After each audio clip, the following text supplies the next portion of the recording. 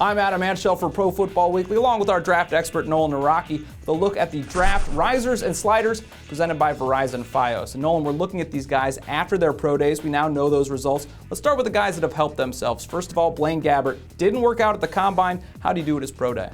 Well, he saved his best showing for his pro day. I think he answered any questions there were about his footwork, showed an outstanding arm.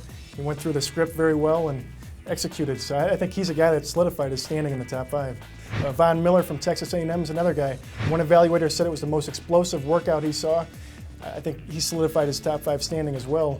And USC right tackle TYRON Smith recently worked out as well. He clocked a sub-5 flat at 310 pounds. This is a guy that played close to 280, so he put on 30 pounds since the season.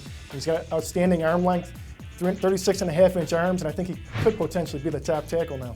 Now, on the flip side of things, we know some guys are sliding down boards. We've seen some of the mock drafts guys that started at the top, now working their way down. One of them, Daquan Bowers, didn't work out the combine because of injury. How did it go for him? It was a disappointing workout. I think the medical is going to be a big issue with teams. I already talked to a couple who have failed him medically. I think the explosion was really missing in the workout, and he's the guy that could really be the biggest slider in this draft. There's a couple other guys that also fit into this category. I don't know that Christian Ponder from Florida State will fall significantly, but his pro day was very average. I think the comparison that's being made the most is to Trent Edwards from the Buffalo Bills. He's a very inconsistent decision maker and was snake bitten by injuries throughout his career before he got cut. And he's a guy that scouts are really comparing him to. Jimmy Smith from Colorado is another one. He showed up very out of shape, looked lethargic in his workouts, and teams are concerned with the background and the baggage that he brings as well. Now, another guy that I think may have hurt his stock a little bit was Orlando Franklin from Miami, a guy that you've had questions about. What did you see at the workout?